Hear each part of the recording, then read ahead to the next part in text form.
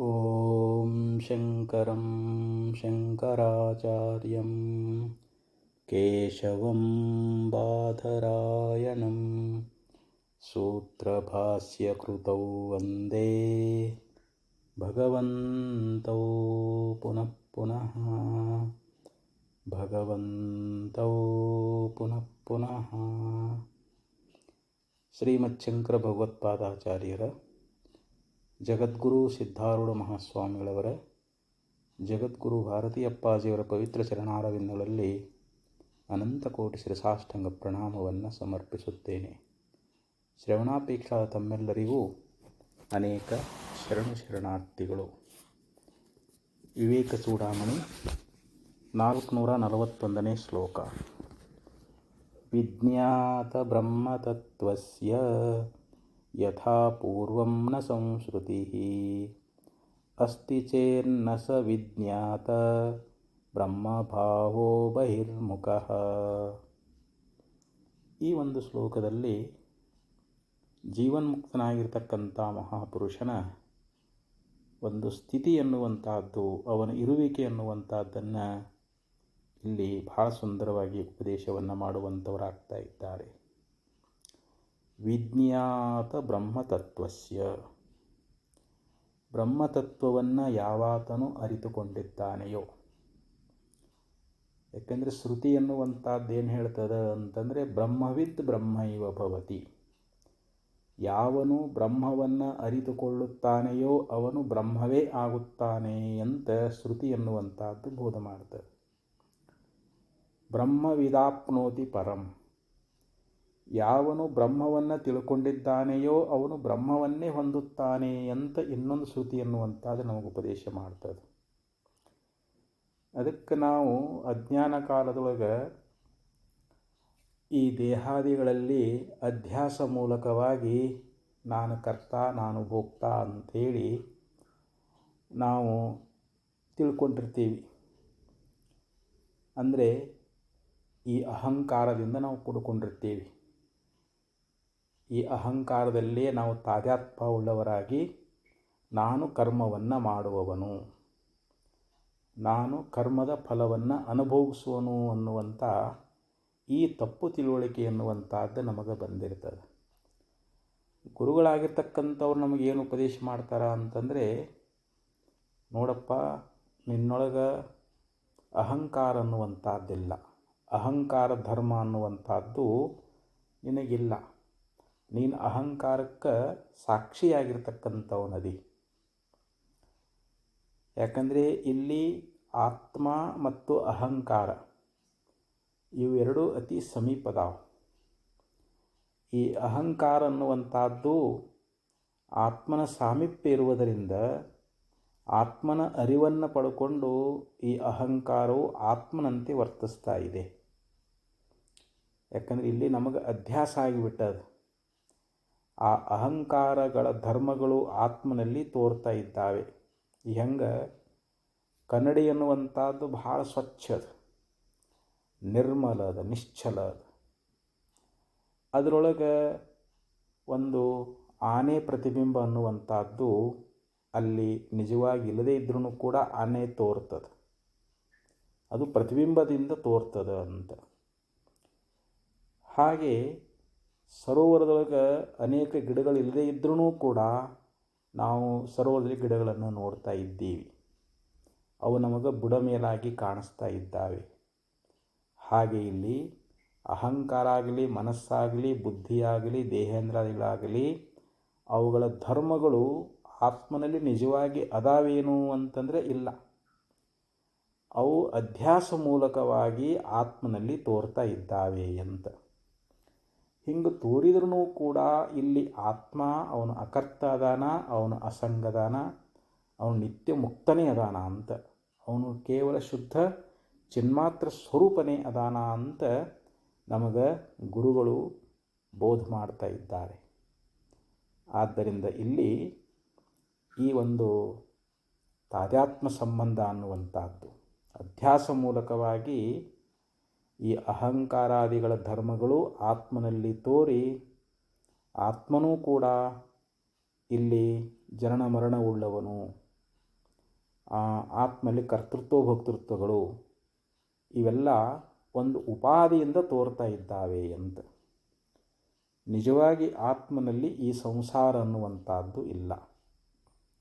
ಆತ್ಮ ಪದ್ಮಪತ್ರ ಮೀಮಾಂಬಸ ಅಂಥೇಳಿ ನಮಗೆ ಉದಾಹರಣೆಯನ್ನು ಕೊಡ್ತಾ ಇದ್ದಾರೆ. ಭಗವಂತ ಹೇಳ್ತಾನೆ, ಹೆಂಗೆ ಜ್ಞಾನಿಯಾಗಿರ್ತಕ್ಕಂಥವನು ಈ ಸಂಸಾರದಲ್ಲಿ ಹೇಗಿರ್ತಾನೆ ಅಂತಂದರೆ ಪದ್ಮಪತ್ರ ಮೀಮಾಂಬಸ ಅಂದರೆ ಯಾವ ರೀತಿಯಾಗಿ ಒಂದು ಕಮಲದ ಎಲೆ ಎನ್ನುವಂಥದ್ದು ನೀರೊಳಗಿದ್ರೂ ಕೂಡ ಆ ನೀರಿನ ಸೋಂಕುವಿಕೆ ಎನ್ನುವಂಥದ್ದು ಅದಕ್ಕೆ ಹೆಂಗಿಲ್ಲವೋ ಹಾಗೆ ಈ ಆತ್ಮನೂ ಕೂಡ ದೇಹದೊಳಗದಾನಂದ್ರೂ ಕೂಡ ಈ ದೇಹದ ಧರ್ಮಗಳಾಗಲಿ ಅಂದರೆ ಕರ್ತೃತ್ವ ಭೋಕ್ತೃತ್ವಗಳಾಗಲಿ ಇವು ಅಹಂಕಾರ ಧರ್ಮಗಳು, ಸುಖ ದುಃಖಗಳು ಮನಸ್ಸಿನ ಧರ್ಮಗಳು, ಜನನ ಮರಣಾದಿಗಳು ಇವು ಶರೀರ ಧರ್ಮಗಳು. ಈ ರೀತಿಯಾಗಿರ್ತಕ್ಕಂಥ ಸಂಸಾರ ಅನ್ನುವಂಥದ್ದು ಇದು ಆತ್ಮನಿಗೆ ಆದಂಗೆ ತೋರ್ತದೆ. ಆದರೆ ಈ ಧರ್ಮಗಳು ಅಹಂಕಾರ ಮನಸ್ಸು ದೇಹಾದಿಗಳಲ್ಲಿ ಇದು ಸಹಜವಾಗಿ ಅದು.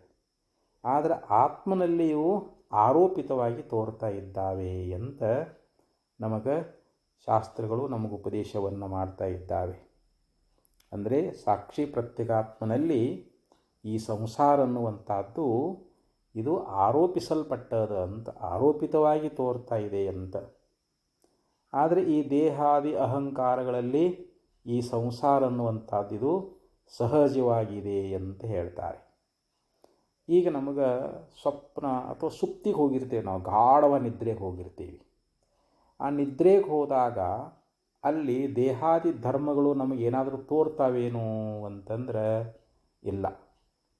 ಯಾಕಂದ್ರೆ ಅವುಗಳನ್ನು ಮೀರಿ ಹೋಗಿರ್ತಾನೆ, ಅಲ್ಲಿ ಧರ್ಮರಹಿತನಾಗಿರ್ತಾನೆ, ಅಲ್ಲಿ ಅಸಂಗನಾಗಿರ್ತಾನೆ, ಅಸಂಸಾರಿಯಾಗಿರ್ತಾನೆ, ಕೇವಲ ಶುದ್ಧ ಚಿನ್ಮಾತ್ರ ಸ್ವರೂಪನೇ ಆಗಿರ್ತಾ ಇದ್ದಾನೆ.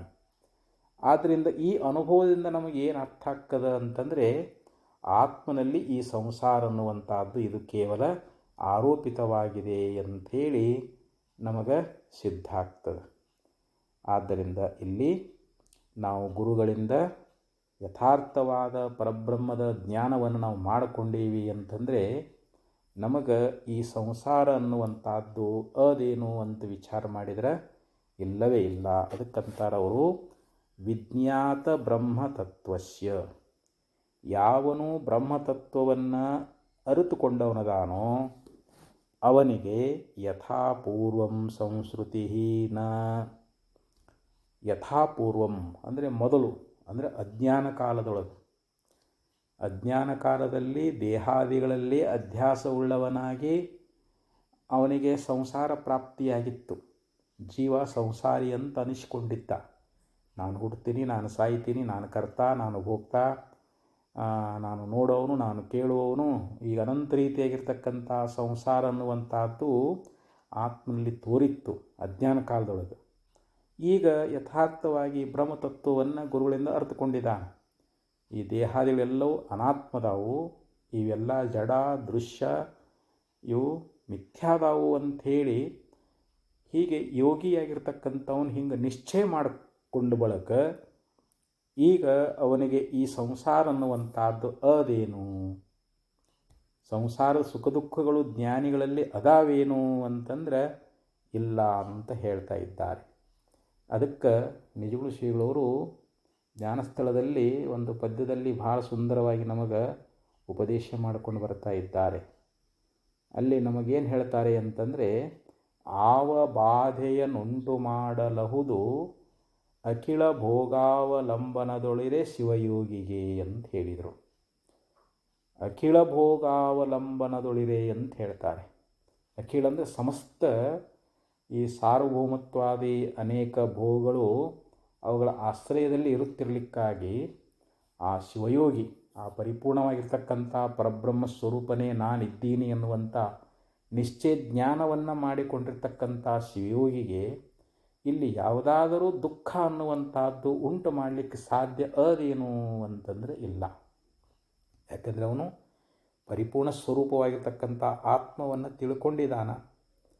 ಈ ಶರೀರಾದಿಗಳಲ್ಲಿ ತೋರ್ತಕ್ಕಂಥ ಈ ಸುಖಗಳನ್ನು ಅವನು ಅಂದರೆ ಎಲ್ಲ ಶರೀರಗಳು ಒಂದೇ ಶರೀರ ಪ್ರತಿಯೊಂದು ಎಲ್ಲ ಶರೀರದಲ್ಲಿ ನಾನೇ ಇದ್ದೀನಿ ಅಂತ ತಿಳ್ಕೊಂಡಿದ್ದಾನ ಅವನು ಕೇವಲ ಅಲ್ಲಿ ಸುಖದ ಅನುಭೂತಿಯನ್ನೇ ಮಾಡ್ತಾನೆ ಹೊರತು ಅಲ್ಲಿ ದುಃಖವನ್ನು ಅವನು ಅನುಭವಿಸುವುದಿಲ್ಲ. ಯಾಕೆಂದರೆ ಅದು ದುಃಖ ಅದು ಮಾಯದ ಅಂಶ, ಅದು ಸುಖ ಅದು ಬ್ರಹ್ಮದ ಅಂಶ. ಅದು ಆ ಬ್ರಹ್ಮದ ಅಂಶವಾಗಿರತಕ್ಕಂಥ ಸುಖವನ್ನು ಮಾತ್ರ ಗ್ರಹಣ ಮಾಡ್ತಾನೆ ಹೊರತು ಮಾಯಾಂಶವಾಗಿರತಕ್ಕಂಥ ದುಃಖವನ್ನು ಅವನು ಅನುಭವ ಮಾಡುವುದಿಲ್ಲ.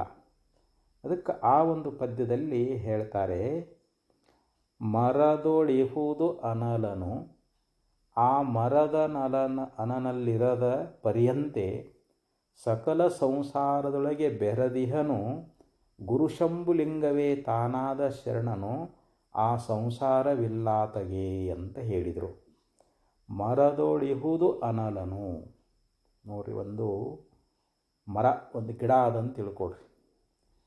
ಅದರೊಳಗೆ ಅಗ್ನಿ ಅನ್ನುವಂಥದ್ದು ಅದು. ಯಾಕಂದರೆ ನಮಗೆ ಅಗ್ನಿ ಕಣ್ಣಿಗೆ ಕಾಣಿಸ್ತದೇನು ಅಂತಂದರೆ ಇಲ್ಲ. ಎರಡು ಆ ಮರದ ಕಟ್ಟಿಗಳನ್ನ ತೆಗೆದುಕೊಂಡು ನಾವು ಘರ್ಷಣೆ ಮಾಡಿದಾಗ ಅಲ್ಲಿ ಬೆಂಕಿ ಅನ್ನುವಂಥದ್ದು ಉತ್ಪತ್ತಿಯಾಗ್ತದೆ. ಪೂರ್ವಕಾಲದಲ್ಲಿ ಬೆಂಕಿ ಹೊತ್ತಿಸಬೇಕಾದ್ರೆ ಎರಡು ಕಟ್ಟಿಗೆಗಳನ್ನು ತೆಗೆದುಕೊಂಡು ತಿಕ್ತಿದ್ರು. ಅವರು ತಿಕ್ಕಿ ತಿಕ್ಕಿ ತಿಕ್ಕಿ ಅಲ್ಲಿ ಬೆಂಕಿ ಉತ್ಪತ್ತಿ ಆಗ್ತಿತ್ತು. ಅದಕ್ಕಂತಾರವರು ಅನಲನು ಮರದೊಳು ಇಹುದು, ಅಂದರೆ ಅಗ್ನಿ ಅನ್ನುವಂಥದ್ದು ಮರ ಅಂದರೆ ಗಿಡದೊಳಗೆ ಅದ, ಆ ಮರವು ಅನಲನಲ್ಲಿ ಇರದ ಪರಿಯಂತೆ. ಆದರೆ ಆ ಮರ ಅನ್ನುವಂಥದ್ದು ಅಗ್ನಿಯೊಳಗೆ ಅದೇನು? ಈಗ ಅಗ್ನಿಯೊಳಗೆ ಮರ ಇರ್ಲಿಕ್ಕೆ ಸಾಧ್ಯ ಅದೇನು ಅಂತಂದರೆ ಇಲ್ಲ. ಅಗ್ನಿಯೊಳಗೆ ಮರ ಇರೋದಿಲ್ಲ, ಆದರೆ ಮರದೊಳಗೆ ಅಗ್ನಿ ಅನ್ನುವಂಥದ್ದು ಅದು. ಮರದೊಳಗೆ ಅಗ್ನಿ ಇರುವುದರಿಂದಲೇ ಅಗ್ನಿ ಯಾವಾಗಲೂ ಊರ್ಧ್ವಮುಖವಾಗಿ ಉರಿತದ. ಹಂಗೆ ಮರಗಳು ಕೂಡ ಊರ್ಧ್ವಮುಖವಾಗಿ ಬೆಳೀತಾ ಇದ್ದಾವೆ. ಅದರಂತೆ ಇಲ್ಲಿ ಯಾವ ಸಂಸಾರದೊಳಗೆ ಗುರುಶಂಭುಲಿಂಗವೇ ತಾನಾದ ಶರಣನು ನೋಡ್ರಿ, ಈ ಪರ್ಯಂತೆ ಅಂತ ಹೇಳಿದರು. ಈ ರೀತಿಯಾಗಿ ಈ ದೃಷ್ಟಾಂತವನ್ನು ಕೊಟ್ಟು ನಮಗೆ ನಿಜಗುಣಶೀಲರು ತಿಳಿಸ್ತಾ ಇದ್ದಾರೆ. ಸಂಸಾರದಲ್ಲಿ ಅಂದರೆ ಸಂಸಾರದೊಳಗೆ ಅಂದರೆ ಸಂಸಾರದೊಳಗೆ ಗುರುಶಂಭುಲಿಂಗವೇ ತಾನಾದ ಶರಣನು. ಇಲ್ಲಿ ಗುರುಶಂಭುಲಿಂಗ ಸ್ವರೂಪನಾಗಿರ್ತಕ್ಕಂಥ ಒಬ್ಬ ತತ್ವಜ್ಞಾನಿ, ಜೀವನ್ಮುಕ್ತನಾಗಿರ್ತಕ್ಕಂಥ ಮಹಾಪುರುಷ ಬೆರೆದಿಹನು, ಆತಗೆ ಆ ಸಂಸಾರವಿಲ್ಲ. ಅಂದರೆ ಇಲ್ಲಿ ಆ ಪರಿಪೂರ್ಣವಾಗಿರತಕ್ಕಂಥ ಆತ್ಮಸ್ವರೂಪದ ಸ್ಥಿತಿಯಿಂದ ಆ ಯಾವ ತತ್ವಜ್ಞಾನಿ ಜೀವನ್ಮುಕ್ತನಾಗಿರ್ತಕ್ಕಂಥ ಪುರುಷ ಅವನು ಸಂಸಾರದೊಳಗನ ಅದಾನ, ಆದರೆ ಅವನಲ್ಲಿ ಸಂಸಾರ ಅನ್ನುವಂಥದ್ದು ಇಲ್ಲ ಅಂತ.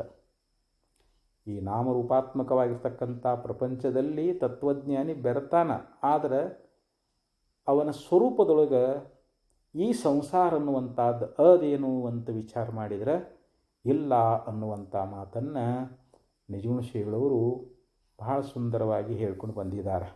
ಅದಕ್ಕೆ ಯಾವನು ತತ್ವಜ್ಞಾನವನ್ನು ಮಾಡಿಕೊಂಡಿದ್ದಾನೋ ಅವನಲ್ಲಿ ಈ ಸಂಸಾರ ಅನ್ನುವಂಥದ್ದು ಅದೇನು ಅಂತ ವಿಚಾರ ಮಾಡಿದರೆ ಇಲ್ಲ ಅಂತ ಹೇಳಿದರು.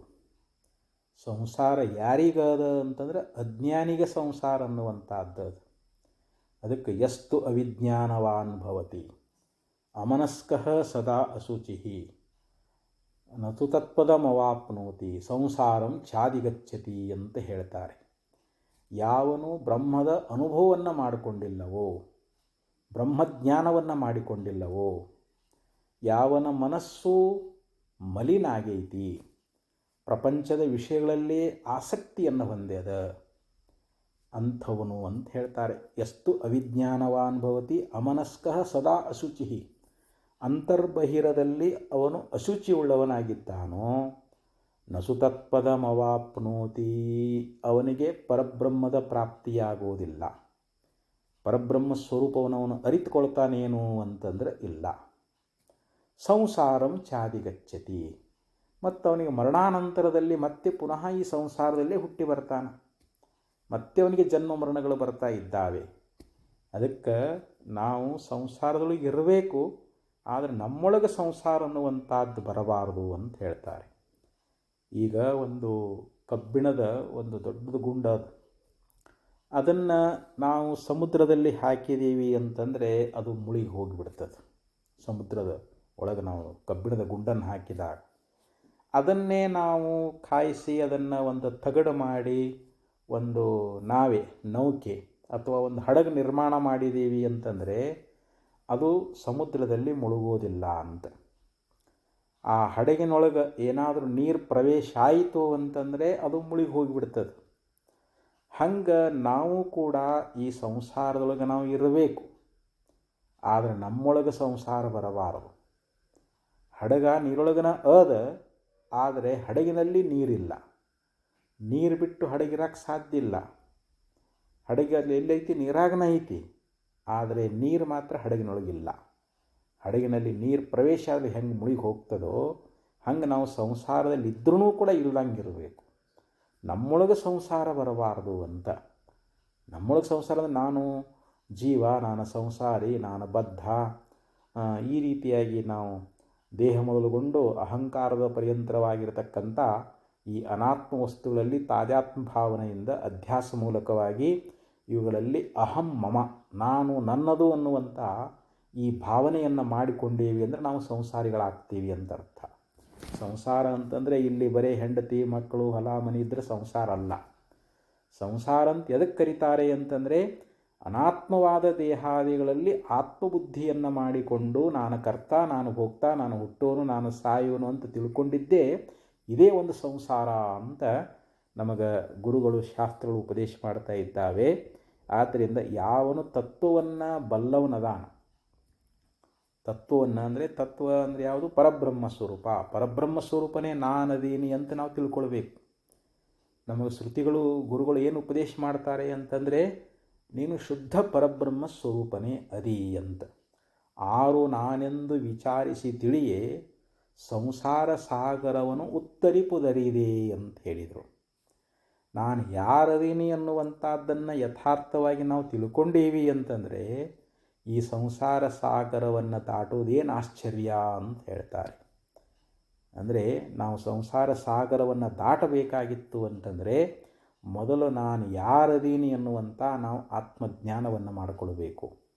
ಅದಕ್ಕೆ ಹೇಳಿದರು ವಿಜ್ಞಾತ ಬ್ರಹ್ಮತತ್ವಸ್ಯ ಯಥಾಪೂರ್ವಂನ ಸಂಸ್ಕೃತಿ.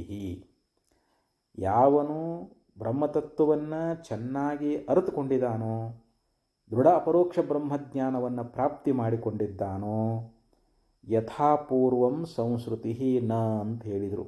ಮೊದಲಿನಂತೆ ಅಂದರೆ ಅಜ್ಞಾನ ಕಾಲದಲ್ಲಿ ಇವನಿಗೆ ಹೆಂಗೆ ಸಂಸಾರ ಅನ್ನುವಂಥದ್ದು ಬಂದಿತ್ತಲ್ಲ, ಆ ಸಂಸಾರ ಅನ್ನುವಂಥದ್ದು ತತ್ವಜ್ಞಾನಿಗೆ ಅದೇನು ಅಂತಂದರೆ ಇಲ್ಲ ಅಂತ ಹೇಳಿದರು.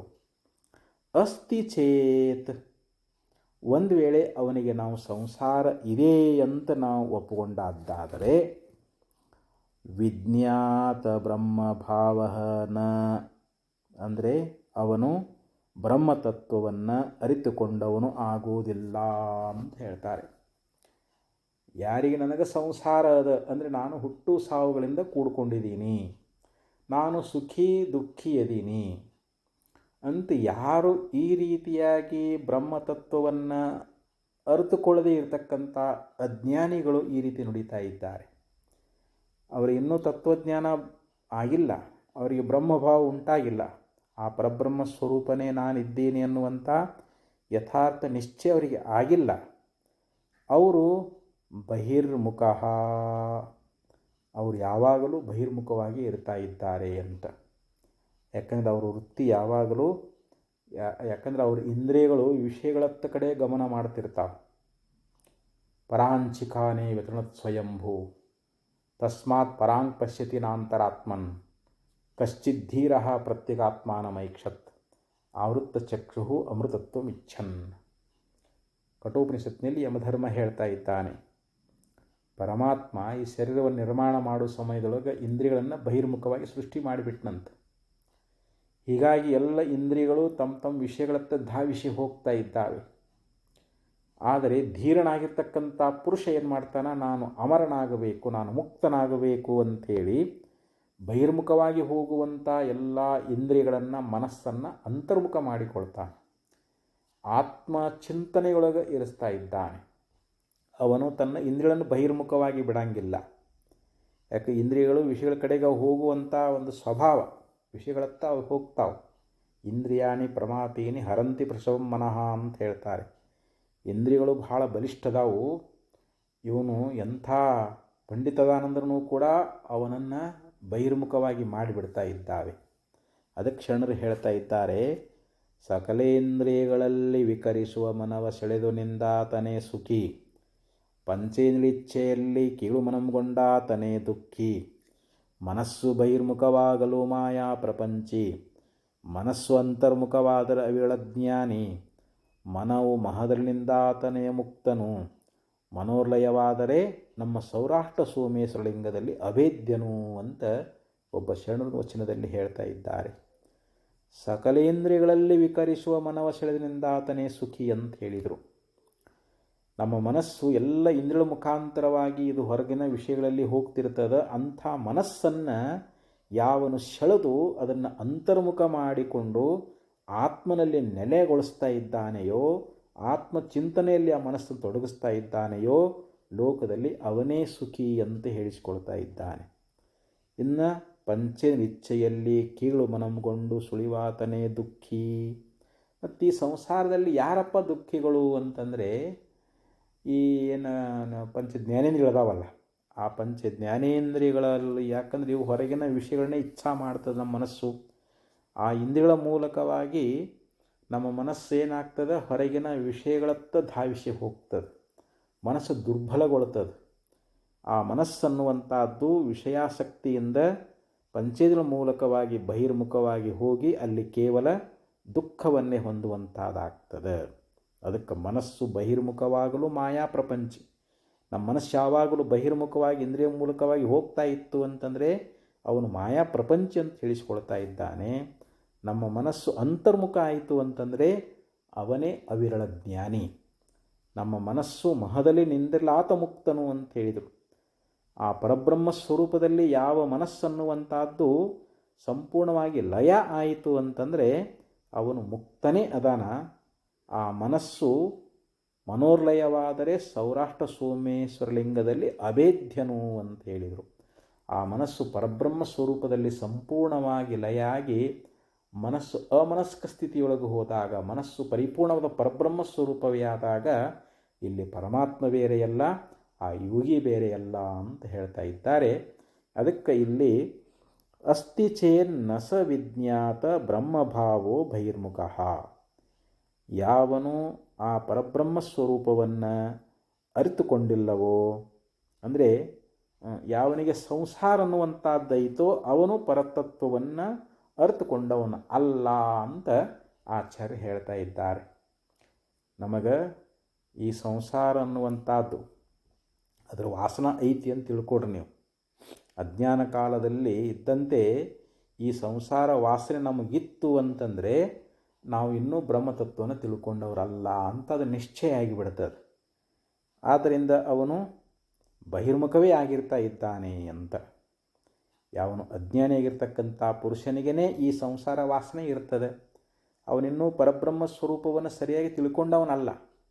ಯಾವ ತಿಳ್ಕೊಂಡಾನೋ, ಪರಿಪೂರ್ಣವಾಗ ಆ ಪರಬ್ರಹ್ಮ ಸ್ವರೂಪ ನಿಶ್ಚಯ ಜ್ಞಾನ ಮಾಡಿಕೊಂಡಾನೋ ಅವನಿಗೆ ಮೊದಲಿನಂತೆ ಈ ಸಂಸಾರ ಅನ್ನುವಂಥದ್ದು ಇರೋದಿಲ್ಲ ಅಂಥೇಳಿ ಈ ಶ್ಲೋಕದಲ್ಲಿ ಹೇಳಿಕೊಂಡು ಬಂದು ಮತ್ತೆ ಮುಂದಿನ ಶ್ಲೋಕದಲ್ಲಿ ವಿಚಾರ ಹೇಳ್ತಾರೆ. ಪ್ರಾಚೀನ ವಾಸನಾವೇಗಾತ್ ಅಸೌ ಸಂಸರತಿ ಚೇತ್ ಸದೇಕತ್ವ ವಿಜ್ಞಾನಾನ್ ಮಂದೀಭವತಿ ವಾಸನಾ. ಪ್ರಾಚೀನ ವಾಸನಾ ವೇಗಾತ್ ಈ 442ನೇ ಶ್ಲೋಕದಲ್ಲಿ ಬೋಧ ಮಾಡ್ತಾ ಇದ್ದಾರೆ. ಪ್ರಾಚೀನ ಅಂತಂದ್ರೇನು, ಹಿಂದೆ ಎಷ್ಟೋ ಜನ್ಮಗಳು ಆಗಿ ಹೋಗಿದ್ದಾವೆ ನಮಗೆ. ಆ ಹಿಂದಿನ ಒಂದು ವಾಸನಾ ವೇಗದಿಂದ ಇವನು ಸಂಸಾರದೊಳಗೆ ಸಂಚರಿಸ್ತಾ ಇರ್ತಾನೆ. ಅಂದರೆ ಅದಕ್ಕೆ ಹೇಳ್ತಾರೆ ಪ್ರಾಚೀನ ವಾಸನಾ ವೇಗಾತ್ ಅಸೌ ಸಂಸರತಿ ಚೇತ್. ಇವನು ಹಿಂದಿನ ವಾಸನಾ ವೇಗದಿಂದ ಅವನು ಸಂಸರಣ ಮಾಡ್ತಾನಂತಾದರೆ ಅದಕ್ಕೆ ಉತ್ತರ ಏನಪ್ಪ ಅಂತಂದ್ರೆ ಇಲ್ಲ. ಯಾಕಂತಂದ್ರೆ ನ ಸದೇಕತ್ವವಿಜ್ಞಾನಾನ್ ಮಂದೀಭವತಿ ವಾಸನಾ. ಆ ಬ್ರಹ್ಮದ ಒಂದು ಜೀವ ಪರಮಾತ್ಮರ ಏಕತ್ವ ಜ್ಞಾನ ಆಯಿತು ಅಂತಂದರೆ, ಜೀವನು ಪರಬ್ರಹ್ಮ ಸ್ವರೂಪನೇ ಅಂತ ನಮಗೆ ನಿಶ್ಚಯ ಜ್ಞಾನ ಆದಾಗ ಈ ಸಂಸಾರದ ವಾಸನೆ ಎನ್ನುವಂಥದ್ದು ಇದು ಸಡಲಿ ಹೋಗ್ತದೆ, ಇದು ನಶಿಸಿ ಹೋಗಿಬಿಡ್ತದೆ. ಸಂಸಾರ ವಾಸನೆ ಉಳ್ಕೊಳ್ಳೋದಿಲ್ಲ. ಯಾವಾಗ ನಮಗೆ ಜೀವ ಪರಮಾತ್ಮರ ಅಭೇದ ಜ್ಞಾನ ಆದಾಗ, ನ ಸ ತತ್ ಏಕತ್ವ ವಿಜ್ಞಾನಾತ್. ನೋಡಿ, ಏಕತ್ವ ವಿಜ್ಞಾನಾತ್, ಜೀವ ಬ್ರಹ್ಮರ ಏಕತ್ವ ಜ್ಞಾನ ಮಾಡಿಕೊಂಡಾಗ ಜೀವನು ಪರಬ್ರಹ್ಮ ಸ್ವರೂಪನೇ, ಅಂದರೆ ನಾನು ಅಹಂ ಬ್ರಹ್ಮಾಸ್ಮಿ, ನಾನು ಬ್ರಹ್ಮನೇ ಇದ್ದೀನಿ, ಈ ದೇಹಾದಿಗಳು ನಾನಲ್ಲ, ಇಂದ್ರಿಯಾದಿಗಳು ನಾನಲ್ಲ, ಇವ್ಯಾವೂ ನಾನಲ್ಲ, ಇವೆಲ್ಲವನ್ನು ಸಾಕ್ಷಿಯಾಗಿ ಅರಿತಕ್ಕಂಥ ಕೇವಲ ಪ್ರತ್ಯೇಕಾತ್ಮ ಪರಬ್ರಹ್ಮ ಶುದ್ಧ ಪರಮಾತ್ಮನೇ ನಾನಿದ್ದೀನಿ ಎನ್ನುವಂಥ ಜ್ಞಾನ ಮಾಡಿಕೊಂಡಾಗ ಏನಾಗ್ತದೆ ಅಂತಂದರೆ, ಆ ಹಿಂದಿನ ವಾಸನೆಗಳೆಲ್ಲವೂ ಸಂಪೂರ್ಣವಾಗಿ ಅವೇನಾಗ್ತವೆ, ಕೃಷಿ ಹೊಂತಾ ಇದ್ದಾವೆ ಅಂತ, ವಾಸನೆಲ್ಲ ನಷ್ಟ ಆಗಿ ಹೋಗಿಬಿಡ್ತಾ ಇದ್ದಾವೆ ಅಂತ ಹೇಳ್ತಾ ಇದ್ದಾರೆ. ಅದಕ್ಕಂದ್ರೆ ಅವರು ಪ್ರಾಚೀನ ವಾಸನಾ ವೇಕಾತ್. ನಾವು ಅನ್ಬೋದು, ಇಲ್ಲರಿ ಇವನು ಹಿಂದಿನ ಜನ್ಮಗಳ ಒಂದು ವಾಸನಾ ಮೂಲಕವಾಗಿ ಮತ್ತೆ ಇವನಿಗೆ ಸಂಸಾರ ಅನ್ನುವಂಥದ್ದು ಪ್ರಾಪ್ತ ಆಗ್ತದಲ್ಲ, ಮತ್ತೆ ಇವನು ಸಂಸಾರದಲ್ಲಿ ಅದು ಸತ್ಯ ಅನ್ನುವಂಥ ಭಾವನೆ ಇವನಲ್ಲಿ ಉಂಟಾಗ್ತದಲ್ಲ ಅಂತ ಅಕಸ್ಮಾತ್ ಏನಾದರೂ ಸಂಶಯ ಎನ್ನುವಂಥದ್ದು ಬಂದರೆ, ಇತಿ ಚೇತ್ ಅಂದರೆ ಹಿಂದಿನ ವಾಸನಾ ಮೂಲಕವಾಗಿ ಇವನು ಸಂಸಾರವನ್ನು ಹೊಂದುತ್ತಾನೆ ಅಂತ ಒಂದು ವೇಳೆ ಅಂದದ್ದಾದರೆ ನ ಇಲ್ಲ ಅಂತ ಹೇಳ್ತಾರೆ. ಯಾಕೆ ಅಂದರೆ ಸತ್ ಏಕತ್ವ ವಿಜ್ಞಾನಾತ್. ಸತ್ ಅಂದ್ರೇನು? ಸದ್ರೂಪವಾಗಿರ್ತಕ್ಕಂಥ. ಏಕತ್ವ ಅಂದ್ರೇನು? ಜೀವ ಪರಮಾತ್ಮರ ಏಕತ್ವ ಅಂತ. ಜೀವೋ ಬ್ರಹ್ಮೈವ ನಾಪರ ಎಂಬಂತೆ ಜೀವನು ಪರಬ್ರಹ್ಮ ಸ್ವರೂಪನೇ ಇದ್ದಾನೆ ಅನ್ನುವಂಥ ವಿಜ್ಞಾನಾತ್ ಅಂದರೆ ಆ ಅಭೇದ ಜ್ಞಾನ ಮೂಲಕವಾಗಿ ವಾಸನಾ ಮಂದೀಭವತಿ ಅಂತ ಹೇಳಿದರು. ಆ ವಾಸನೆ ಎನ್ನುವಂಥದ್ದು, ಯಾಕಂದರೆ ನಮಗೆ ಶಾಸ್ತ್ರವಾಸನ, ಲೋಕವಾಸನ, ದೇಹವಾಸನ, ಈ ವಾಸನಾತ್ರಯಗಳಿಂದಲೇ ಜೀವ ಬಂಧಿಯಾಗಿದ್ದಾನೆ, ಸಂಸಾರ ದುಃಖವನ್ನು ಅನುಭವಿಸ್ತಾ ಇದ್ದಾನೆ. ಈ ಎಲ್ಲ ವಾಸನೆಗಳು, ವಾಸನಾಕ್ಷಯ ಅದರಿಂದ ಆಗ್ತದೆ, ತತ್ವಜ್ಞಾನದಿಂದ ಆಗ್ತದೆ. ಯೋಗ ವಾಸಿಷ್ಠದಲ್ಲಿ ಈ ವಿಚಾರವನ್ನು ಬಹಳ ಸುಂದರವಾಗಿ ಹೇಳ್ಕೊಂಡು ಬಂದಾರೆ. ತತ್ವಜ್ಞಾನದಿಂದ ವಾಸನಾಕ್ಷಯ ಆಗ್ತದಂತ. ಮನೋನಾಶ ಆಯಿತು ಅಂದರೆ ಅಲ್ಲಿ ವಾಸನಾಕ್ಷಯ, ವಾಸನೆ ಇಲ್ಲದ ನಮ್ಮ ಮನಸ್ಸಿನಿಲ್ಲದಾವು. ಮನೋನಾಶದಿಂದ ಆಗ್ತದೆ, ತತ್ವಜ್ಞಾನದಿಂದ ಆಗ್ತದೆ. ತತ್ವಜ್ಞಾನ ಮಾಡಿಕೊಂಡ ಮನೋನಾಶ ಅಂದರೆ ವಾಸನಾಕ್ಷಯ ಆಗ್ತದೆ. ಆವಾಗ ಅವನು ಮುಕ್ತನೇ ಆಗ್ತಾ ಇದ್ದಾನೆ. ಮೊದಲು ಮುಕ್ತ ಸ್ವರೂಪನೇ ಅದಾನ, ಆದರೆ ಇಲ್ಲಿ ನಮಗೆ ಅವನಿಗೆ ಬಂಧಂಗೆ ಆಗ್ಯದ. ಮುಕ್ತನಿಗೆ ಮುಕ್ತಿ ಹೇಳ್ತೇವೆ ಹೊರತು ಅದು ಮೋಕ್ಷ ಹೊಸದಾಗಿ ಬರುವಂಥದ್ದಲ್ಲ, ಮೋಕ್ಷವನ್ನು ಹೊಸದಾಗಿ ಪಡೆಯುವಂಥದ್ದಲ್ಲ ಅಂತ ಹೇಳ್ತಾ ಇದ್ದಾರೆ. ಅದಕ್ಕೆ ಇಲ್ಲಿ ಆ ವಾಸನೆಗಳು ಇವು ಎದರಿಂದ ಹೋಗ್ತಾವೆ ಅಂತಂದರೆ, ಈ ಯಾವ ತತ್ವಜ್ಞಾನದಿಂದ ವಾಸನೆ ಎನ್ನುವಂಥದ್ದು ಸಂಪೂರ್ಣವಾಗಿ ನಶಿಸಿ ಹೋಗ್ತದೆ, ಅದು ಕೃಷಿಯಾಗಿ ಹೋಗ್ತದೆ ಅಂತ ಇಲ್ಲಿ ಆಚಾರ್ಯರು ಈ ಶ್ಲೋಕದಲ್ಲಿ ಹೇಳ್ಕೊಂಡು ಬಂದರು.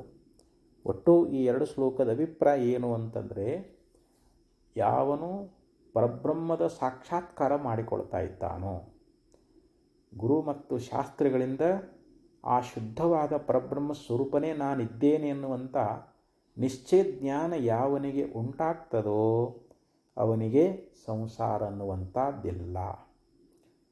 ಯಾಕಂದರೆ ಈ ಅಹಂಕಾರದಲ್ಲಿಯೇ ಈ ಕರ್ತೃತ್ವ ಉಕೃತ್ವಾದಿಗಳದಾವು. ನಾನು ಅಹಂಕಾರಕ್ಕೆ ಸಾಕ್ಷಿ ಅಂತ ತಿಳ್ಕೊಂಡಾನ, ಮನಸ್ಸಿಗೆ ಸಾಕ್ಷಿ ಅಂತ ತಿಳ್ಕೊಂಡಾನ, ಬುದ್ಧಿಗೆ ಸಾಕ್ಷಿ ಅಂತ ತಿಳ್ಕೊಂಡಾನ, ದೇಹಾದಿ ಅನಾತ್ಮಕ್ಕೆ ನಾನು ಸಾಕ್ಷಿ ಇದ್ದೀನಿ ಅಂಥೇಳಿ ಆ ಪ್ರತ್ಯೇಕಾತ್ಮ ಸ್ವರೂಪದಲ್ಲಿ ಇವನ ವೃತ್ತಿ ಎನ್ನುವಂಥದ್ದು ಅಲ್ಲಿ ಆ ಬ್ರಾಹ್ಮೀ ಭಾವವನ್ನು ಹೊಂದಿಬಿಟ್ಟದು, ಬ್ರಹ್ಮಭಾವವನ್ನು ಹೊಂದಿಬಿಟ್ಟಿದ್ದಾನೆ. ಮೊದಲು ದೇಹಭಾವ ಇತ್ತು ಅಜ್ಞಾನ ಕಾಲದಲ್ಲಿ, ಈ ಅಂತಃಕರಣದಲ್ಲಿ ನಾನು ಅಂತ ಭಾವಿಸಿಕೊಂಡಿದ್ದ.